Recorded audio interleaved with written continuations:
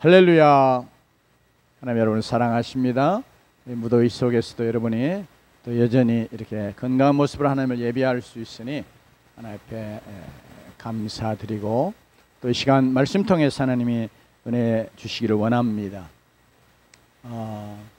어려서부터 신앙생활 하시면서 특별히 주일학교에 다니시고 그랬던 우리 성도님들의 경우는 주일학교 때 많이 그런 내용들을 들어봤을 거예요. 구원이 마치 천국행 배의 표를 얻는,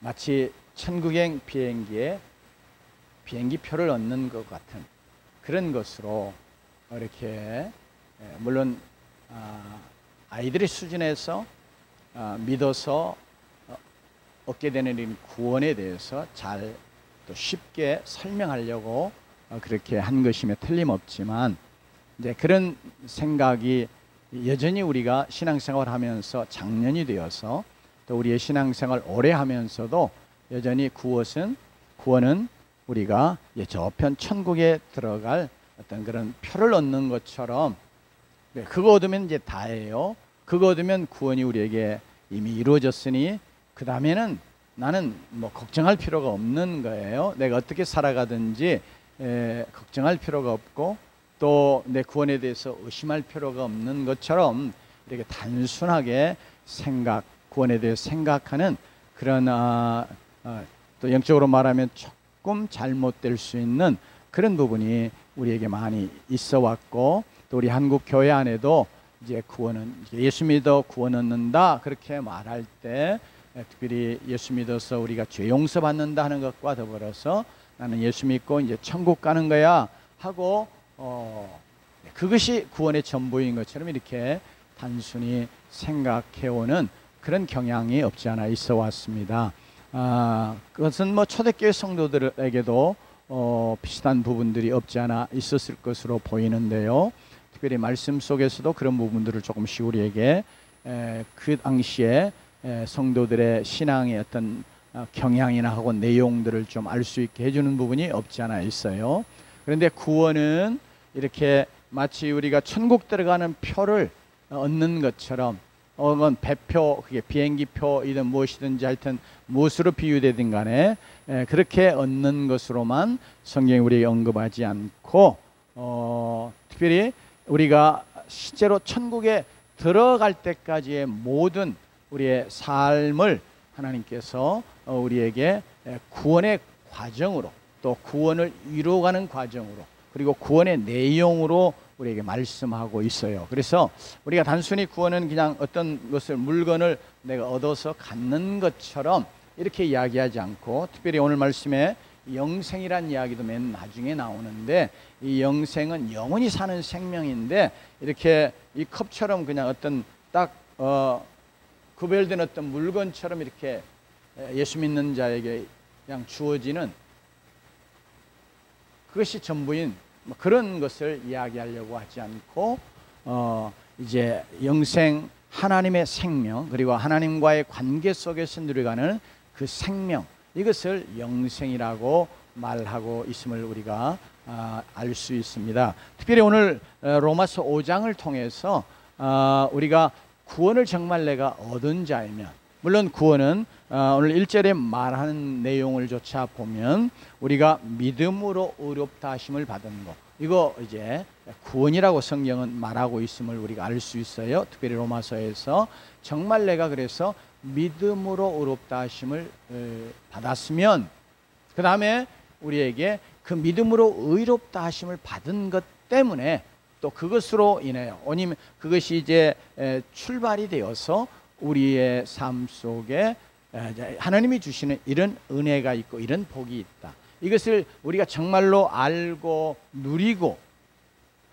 살아가는 것, 이걸 정말 경험하면서 이것을 누리고 살아가고 이것을 더 풍성하게 발전시켜 나가고, 그러다가 하나님이 우리에게 본래 주시기를 원하시는 영원한 완전한 영광스러운 구원에 이르러가는 것, 그것이 구원 전부인 것을 우리에게 말하고 있습니다. 그러니까 과정이 없는 구원은 없어요. 이 과정에 의해서 우리의 구원이 상실되거나 그런 것을 말하려고 하는 것이 아니라 성경이 본래 말하는 그런 구원은 예수 믿어서 의롭다함을 얻는, 즉 이것이 바로 예수 그리스도의 안에 있는 속량으로, 로마 3장에 말하는 것처럼 속량으로 말미암아, 즉 예수님 자신의 생명을 우리의 죄값을 위한 그런 속전으로 지불하시고 그 값으로 우리를 사내셔서 우리를 다시 본래의 자리,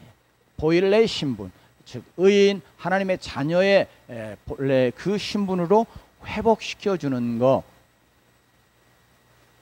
이게 바로 성경에서 믿음으로 의롭다 하심을 얻는 구원을 나타내는 것이거든요.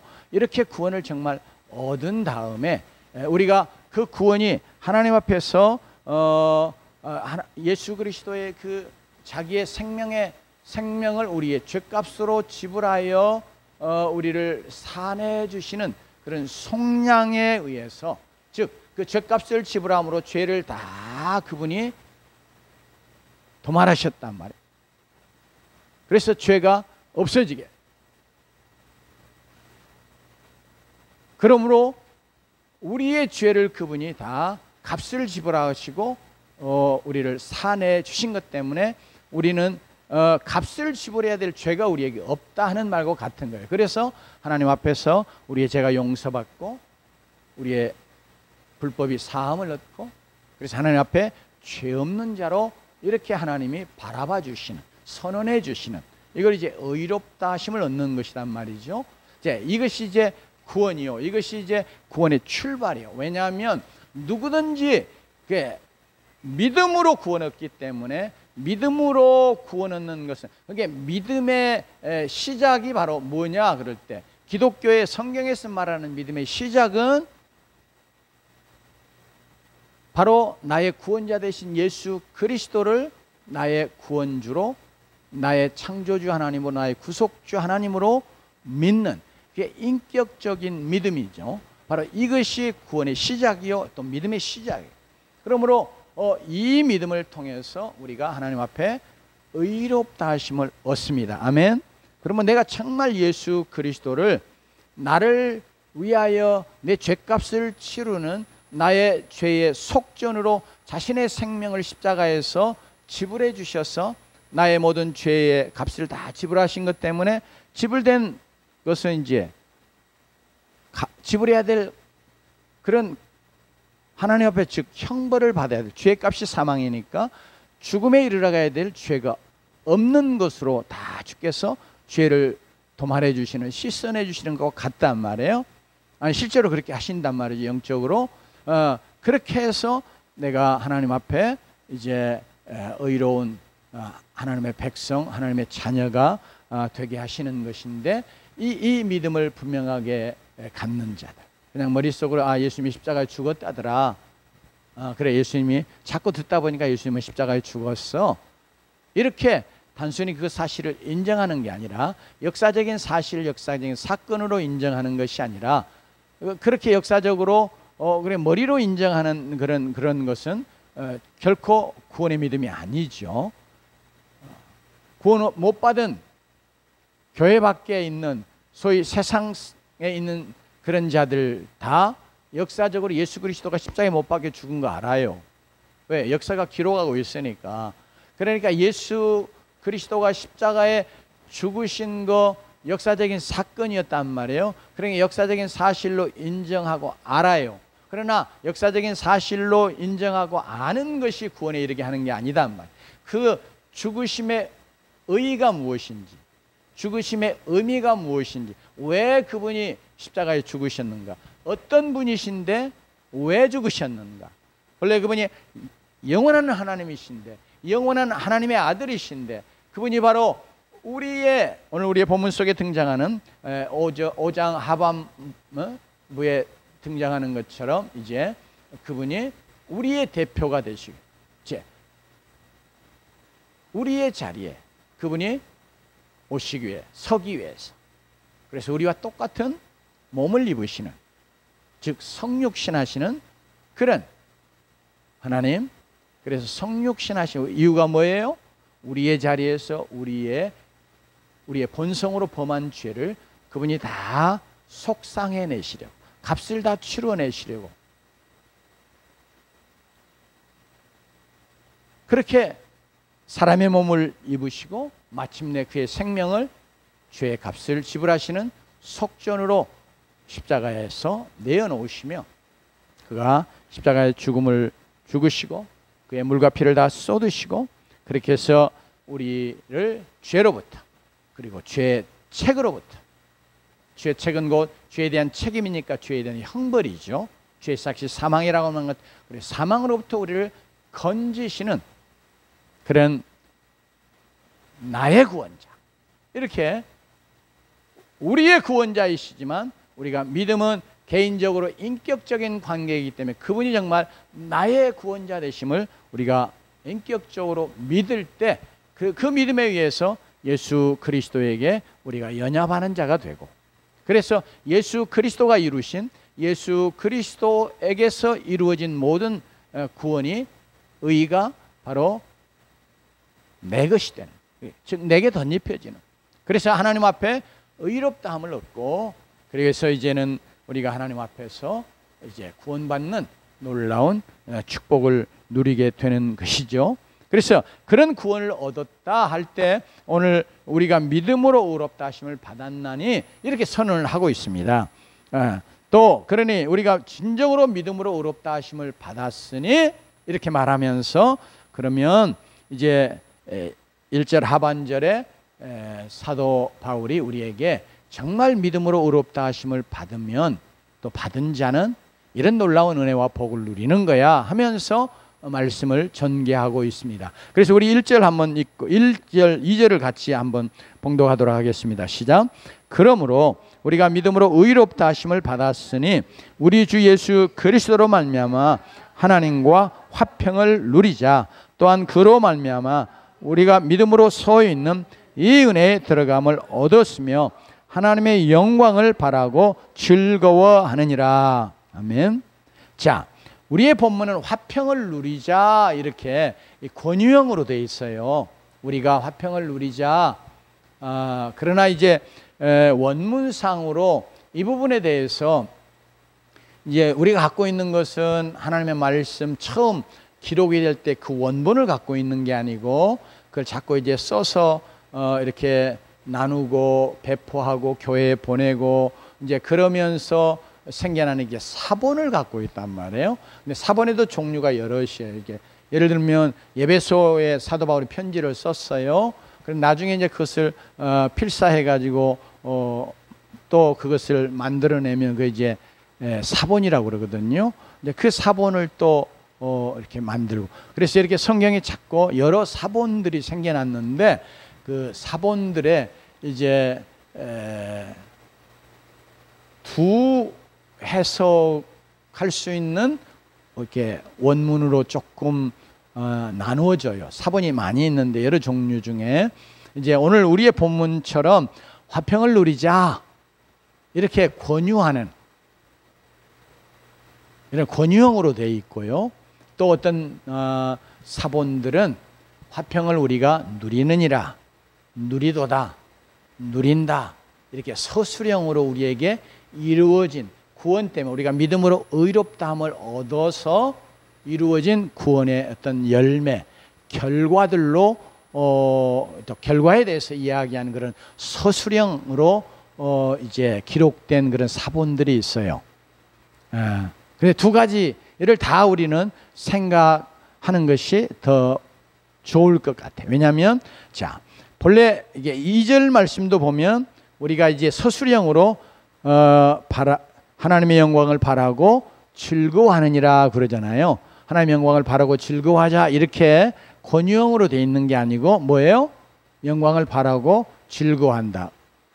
누가요? 예수 그리스도 말미암아 믿음으로 의롭다함을 얻은 자들, 이게 주어에 해당하거든요. 그런 우리는 하나님의 영광을 바라고 즐거워한다. 지금 이렇게 이야기하고 있습니다. 그러나 그게 이제 원리적으로는 실제로 그러한데 실제적으로 영적 수준에 따라서 정말 그 일이 우리에게 실제화되어 나타나고 그것을 우리가 누리고 경험하고 그러는 것은 아직 부족한 부분이 될 수 있죠. 그래서 특별히 이제 저는 오늘 이 말씀을 우리는 이미 예수 그리스도를 믿음으로 의롭다함을 얻은 자입니다. 아멘. 그런 자이면 그것이 분명하면 그러면 이미 원리적으로 영적으로 우리에게는 뭐예요? 예수 그리스도로 말미암아서 하나님과 화평을 누리는 자가 되었습니다. 아멘.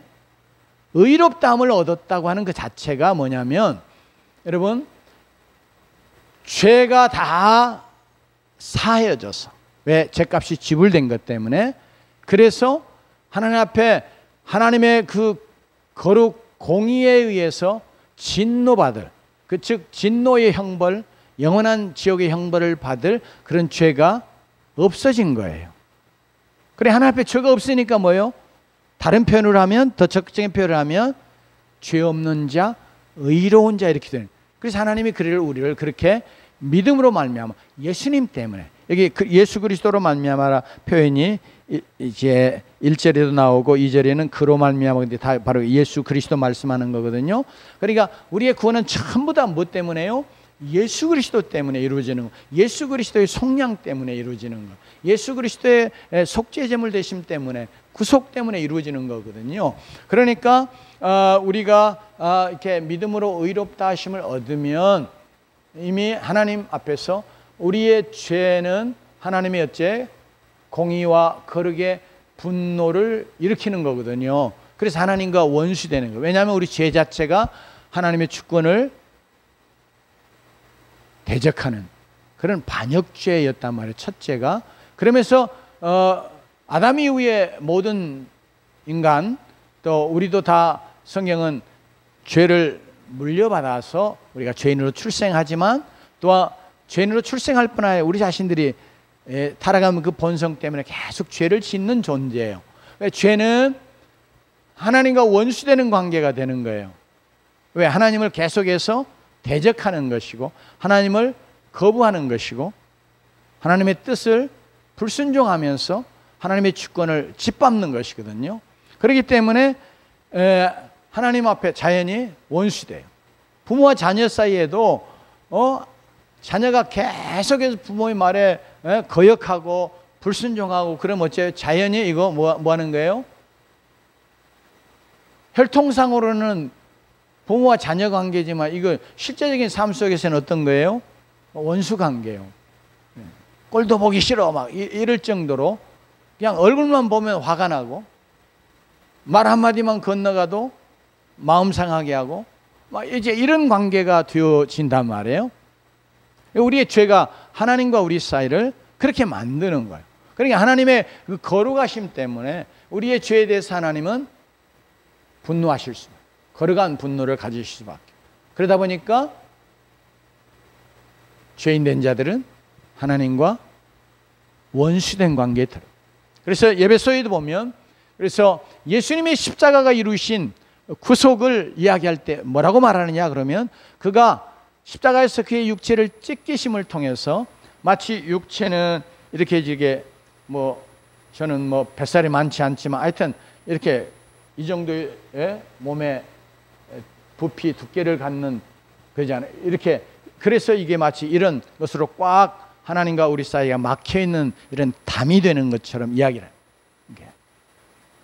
그런데 예수님이 자기 육체를 찢어서 이 찢기신 육체로 이게 이 육체가 하나의 마치 벽처럼 이렇게 있었는데 이걸 이렇게 찢으면 벽도 이렇게 허물어내면 양쪽이 통하잖아요. 이런 것처럼 하나님과 우리 사이에 죄로 막혀 즉 원수되어 있던 이것을 예수님이 자기의 생명을 십자가에서 찢는 것을 통해서 하나님과 우리 사이의 이 원수된 관계를 헐어내시고 하나님과 우리가 화목하는 자가 되게 하셨다고 말씀합니다.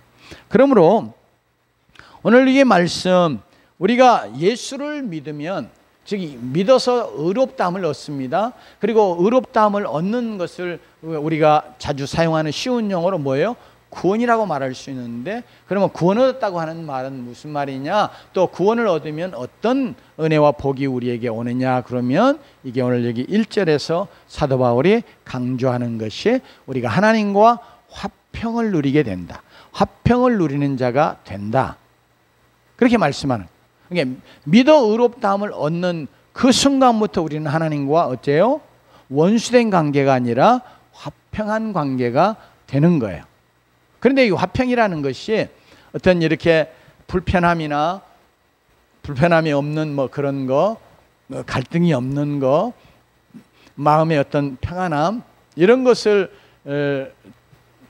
가장 주되게 강조하는 게 아니라, 물론 화평, 평안, 평강, 이게 같은 말인데, 구약에서 샬롬이라고 하는 말하고 거의 같은 뜻을 갖는 그런 헬라어 에이레네라고 하는 용어를 썼어요. 그런데 그것이 다 말하고자 하는 게 뭐냐면, 가장 중요하게, 그리고 제일 되게 어떤 마음의 평안함, 불편함이 없는 거, 서로 간에 어떤 갈등 이런 게 없는 그런 상태, 안정된 상태, 뭐 이런 걸 말하려고 그러는 게 아니라, 본래 죄 때문에 하나님과 원수되어 있던 관계에서 예수님이 자기의 육체, 찢기신 육체로 하나님과 우리 사이를 어떻게 해요? 화평하게 만드셨다고 말하는데, 즉 그 원수된 관계를 예수님이 그의 피로 다 죄를 씻어내신 것 때문에 그 죄가 없어지고, 그래서 하나님과 우리 사이에 원수되어 있던 관계를 다 해소하시고, 본래 우리가 성경적으로 생각하면 에덴 동산 한번 생각해 보세요. 범죄하기 이전에 그런 상태의 에덴 동산에서 아담과 하와는 하나님과 어째요? 함께하는, 하나님에게 에덴 동산에 거니셨다고 하는 이야기도 나오잖아요. 그러니까 그러면서 하나님과 인격적으로 사랑의 관계, 즉 사랑의 사귐의 관계를 갖고 살아갈 수 있었어요. 바로 그런 상태로 회복되어진 상태를 지금 여기 화평이라고 하는 용어를 통해서 우리에게 알려주는 거예요. 그러니까 여러분, 이런 관계로 우리가 예수를 믿어서 의롭다함을 얻으면서 우리는 하나님과 원수된 관계가 다 해소된 줄로 믿습니다. 그러면서 뭐예요? 사랑의 사귐의 관계로 우리가 회복이 됐어요. 그러니 거기에 사랑의 관계로 죄가 원수되게 하는 그런 죄가 다 씻어 제하여졌으니 더 이상 이제 갈등이나 불편함이나 미움이나 분노나 이런 게 없지 않겠어요? 그러니까 그런 점에서도 마음의 평안함도 여전히 따라오지만, 더 강조는 하나님과의 사귐의, 즉 사랑의 사귐의 관계가 회복되어서, 그래서 오늘 우리의 본문은 그런 관계가 우리는 회복이 된 자야. 그러면 마치 사랑해서 신랑 신부 이렇게 남자와 여자가 아내와 남편이 되어지는 이런 결혼처럼, 이게 이제 언약의 관계잖아요. 언약에 의해서 한 몸이 되는 거단 말이에요. 이게 이제 사랑의 관계인데, 부부의 관계를 마치 하나님과 우리의 관계를, 그런 관계가 맺어지는. 그러니까 거기에 사랑의 관계가 되고 거기에 사랑이 있으니 서로 간에 얼마나 기쁘고 행복하겠어요. 그죠? 예, 이런 관계를 지금 사도 바울에게 강조해 주고자 하는. 그러니까 우리가 정말로 믿음으로 의롭다 하심을 얻은 자이면, 이제는 하나님과 우리 사이의 사랑의 깊은 사귐이 이루어지면서 정말 우리가 그 사랑을 누리게 되고, 그 사랑으로 인해서 우리가 정말 기쁘고 행복한 그런 자가 되어지는 것, 그런 신앙생활하는 것, 이걸 지금 말하고자 하는 것입니다. 그래서 우리의 신앙에 하나님 사랑하는 마음과 하나님의 사랑을 우리가 경험하고 누리면서 그 사랑을 자꾸 발전시켜 나가는 것이 우리에게 필요하고, 뿐만 아니라 우리가 정말 하나님의 사랑을 우리가 느끼지 못하고, 하나님의 사랑을 우리가 계속해서 경험하면서, 그리고 우리도 그 하나님의 사랑에 반응하고 하나님을 사랑하는 이런 관계가 이어지지 않는다면 오늘 우리 본문의 1절을 통해서 보면 결국 정말로 내가 믿음으로 의롭다 하심을 얻은 그런 구원의 백성, 하나님의 자녀인가 하는 걸 한번 우리가 점검해 볼 필요가 있는 거예요. 바로 그래서 그것이 이미 원리적으로 우리에게 이루어졌음을 이야기하고, 그러면서 동시에 사도 바울이 초대교회 성도들 이 말씀을 받는 로마 교회를 향해서도 그런 관계들을 너희들이 정말 잘 유지해 가야 되지 않겠느냐, 정말 그 관계를 더 깊이 발전시켜 가야 되지 않겠느냐, 그것을 정말 정말 행복하게 누리는 자들이 돼야 되지 않겠느냐, 그런 마음을 갖지 않겠어요? 그런 점에서는 보면 이미 원리적으로 우리가 그런 관계가 이루어졌어도, 아까 결혼의 부부의 관계 이야기했는데 정말 연애할 때 그렇게 서로 죽고 못 살아가지고 사랑한다고 그래서 결혼하잖아요. 대부분 물론 중매 결혼 뭐 그렇지 않은 사람도 있지만 그래도 다 대부분 그렇게 사랑해서 결혼을 한다면, 또 이제 사랑하려고 결혼을 해요. 그 사랑을 계속해서 유지하고 또 누리고 또 그걸 발전시켜 가려고 사실 결혼을 한단 말이에요. 그런데 실제로 결혼하다 보면 그 다음에 뭐예요? 언제 그렇게 사랑했지? 그런 생각이 들 정도로 결혼하고 나서 뭐 싸우고, 그래서 서로 갈등을 일으키고, 그러면서 나중에는 사랑은 어디 저 멀리 가버리고 그냥 너무너무 보기 싫어, 이런 아주 저 나락으로 떨어지는 것처럼 이렇게 참 비극적인 관계로 빠지는 그런 부부도 있단 말이에요. 그런 부부에게 권면할 게, 바랄 게 뭐예요?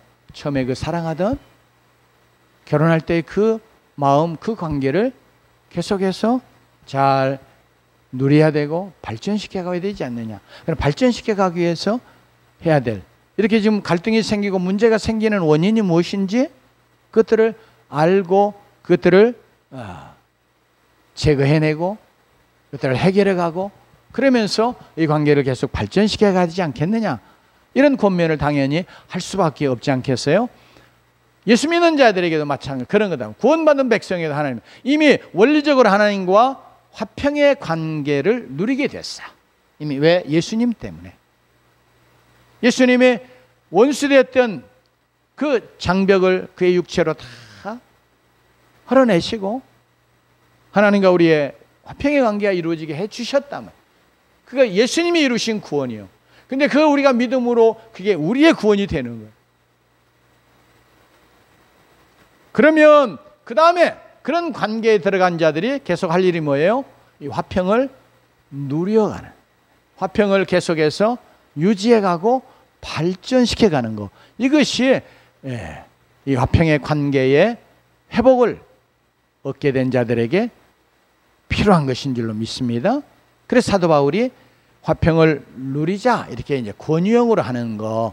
그래서 우리의 믿음 생활이 실제적으로 이미 우리가 예수 믿어서 하나님 앞에 의롭다함을 얻으며 하나님과의 화평의 관계가 우리에게 영적으로 원리적으로 이미 이루어졌으니 그 관계를 우리가 실제적으로 계속해서 누리는 자가 되어야 되겠고, 그 화평의 관계를 계속해서 우리가 발전시켜 가야 되지 않겠느냐, 이런 권면의 내용으로 오늘 이 말씀 화평을 누리자 이렇게 권유형으로 말씀을 하셨어도 이것이 정말 우리에게는 의미가 있는 그런 권면의 말씀인 줄로 믿습니다. 그러니 우리 두 가지 먼저 다 같이 기억하십시다. 우리는 믿음으로 의롭다 하심을 얻어서 이제 예수 그리스도로 말미암아서, 항상 예수 그리스도 빠지면 아무것도 아니에요. 그냥 우리가 믿어서 의롭다 함을 얻었고 믿어서 하나님과 화평을 누리는 게 아니고, 예수 그리스도의 성량으로 말미암아 우리가 믿음으로 의롭다 함을 얻었고, 우리가 그 의롭다 하심을 얻어서 예수 그리스도로 말미암아, 이 말씀은 물론 예수 그리스도의 중보자의 사역, 또 히브리서의 표현을 쓰자면 그분이 우리의 영원한 대제사장으로 하늘 성소에 지금 그가 이 땅에서 이루셨던 그 자기의 속죄 제사, 그 자기 찢기신 몸을 가지고 하나님 앞에 늘 서서 우리의 대제사장으로 우리를 하나님 앞에 인도하여 나아가게 하시는 그런 귀한 사역 때문에, 그것 때문에 우리가 여전히 하나님과 화평을 누리게 되는 줄로 믿습니다. 그래서 우리는 그런 화평을 누리는 자가 되었으니 이제 계속해서 우리가 하나님과 화평을 누리는 자로, 예수 그리스도로 말미암아서 하나님과 화평을 누리는 자로 사는 주의 백성들이 돼야 되겠습니다. 이 화평을 깨뜨리는 것은 다른 거 아니에요. 뭐 여러 가지를 이야기할 수 있지만 딱 한 가지, 뭐예요? 그 화평을 깨뜨리는 거, 하나님과 원수되게 만드는 거 뭐예요? 죄거든요. 그래서 사도 바울이 이제 6장에 넘어가면 우리가 은혜를 더하게 하려고 죄에 거하겠느냐 이런 말을 합니다. 그 말은 이제 우리가 정말 구원받을 수 없는, 하나님 도저히 사랑할 수 없는 그런 자들임에도 불구하고 하나님이 독생하신 아들을 십자가에 내어주시는 그런 사랑으로 우리를 사랑하여 믿음으로 의롭다함을 얻고 하나님과 화평의 관계를 얻는 자 되었잖아요. 그렇지만 여전히 우리 안에 뭐가 있어요? 죄의 본성이 있다. 그렇기 때문에 우리는 쉽게 이제 7장에 넘어가면 죄의 법이라 육체의 법 이야기하는 것처럼 자꾸 우리의 육체는 죄에 끌려가고자 하는 그런 속성 혹은 습성이 있어요. 그런데 우리는 그래서 자꾸 그것을 그냥 용납하고 받아들이고, 아니 나는 예수 믿고 구원 받았어, 내 죄가 다 용서받았어, 그러니 뭐 이런 생각으로 죄에 대해서 심상치 않게 여기며, 뭐 죄 짓는 게 뭐 입으로는 그렇게 말하지 않을지라도 마음속으로 아니 나 이미 예수 믿고 죄 다 용서받았다고 성경은 말하는데, 믿음으로 의롭다함 얻었는데, 그러니 뭐 이제 이 정도는 뭐 이런 죄는 뭐 괜찮겠지 하는 이런 생각을 우리가 용납하는 거예요. 받아들이면서 범죄하는. 그러면서 그 죄를 자꾸 이렇게 짓는 거예요. 반복적으로. 이 거한다고 하는 말은 죄 가운데 계속해서 머물러 있는 상태를 말하는 거예요. 우리 구원받은 다음에, 구원받았기 때문에 죄 짓지 않는 인생 아무도 없어요. 뭐 성결교 같은 데서 완전 성결을 이야기해서 정말 우리가 예수 믿어 이제 성결하게 되면 그 다음부터는 우리가 행하는 어떤 것이 죄가 아니에요. 그래서 죄 안 짓는 것처럼 이렇게 좀 오해하는 부분들이 있는데, 그게 아니고 죄 지어요. 그런데 그것은 우리가 연약해서 어쩌다가 잘못해서, 마치 이것도 변명이긴 하지만 그래도 하나님 앞에서 그렇게 연약해서 넘어지는, 실수하는 것처럼 그런 죄를 짓는 거예요. 그러나 그 죄를 죄인 줄 아는데 계속해서 짓는 그것을 죄 가운데 거한다고 말해요. 요한 사도는 머무른다고 말해요. 예. 하나님의 구원의 백성은, 하나님의 자녀는 그렇지 않는다. 1장에서 사도 요한이 자기가 죄 없다고 하면 거짓말하는 자라 그렇게 말하는데, 그 다음에 넘어가면 하나님의 자녀는 죄 짓지 않는다 그렇게 말해요. 거기서 죄 짓는다고 하는 게 습관적으로 계속 죄 가운데 거하는 것을 말씀하는 원어를 사용하고 있어요. 그러니까 누구든지 죄 안 지을 수 있는 죄 없는 인생은 아무도 없지만, 그러나 내가 예수 믿어서 죄가 다 용서받았어, 그런 것 때문에 이제 하나님의 심판이 없어, 이런 것 때문에 오해해서, 그래 죄가 아무것도 아닌 것처럼, 죄 짓는 것이 아무것도 아닌 것처럼 이렇게 생각하고 범죄 가운데, 죄 가운데 계속 머무르는 것은 진정한 하나님의 자녀의 모습이 아니다. 그러면 그런 자는 진짜 구원받은 자인가 하는 부분에 대해서 자신을 점검하도록 사도 요한이 그 말씀 속에서 경계하는 거예요. 경각심을 불러일으키는. 이제 오늘 내용 속에서 사도 바울은 직접적으로 이렇게 언급하지 않지만 우리가 이제 화평을 누리자 이런 측면에서 말하면 6장의 내용과 더불어서 우리가 이제 화평한 관계가 되었는데 하나님과 자꾸 원수되는 관계로 나아갈 거냐? 즉 죄 지어도 하나님 용서해 주는 그런 은혜가 있으니 우리가 죄 가운데 머물러 있을 거냐?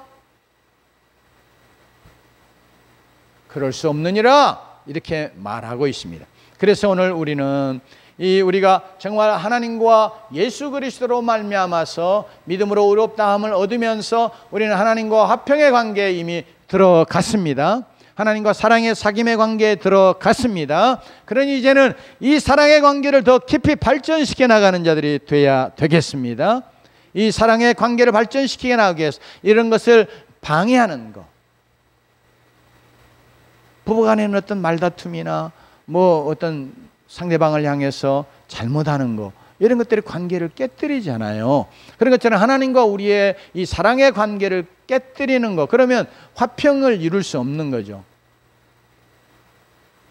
그런 죄들을 우리가 과감하게 하나님 앞에서 늘 깨뜨리고 내어버리고, 또 우리가 잘못해서 하나님 앞에 범죄하면 즉각적으로 하나님 앞에 회개하고 용서를 구하고 예수의 피로 깨끗이 씻음받아 다시 우리가 하나님 앞에 흠없는 자처럼 이렇게 회복되어지는 그런 은혜를 덧입어서 늘 이 하나님과 사랑의 깊은 관계를 누리면서 하나님의 사랑을 풍성히 받아 누리고 또 하나님을 뜨겁게 사랑하는 가운데 정말 기쁘고 즐겁고 행복한 그런 믿음의 삶을 열심히 잘 살아가는 주의 백성 되시기를 주님으로 축원합니다. 기도하십시다.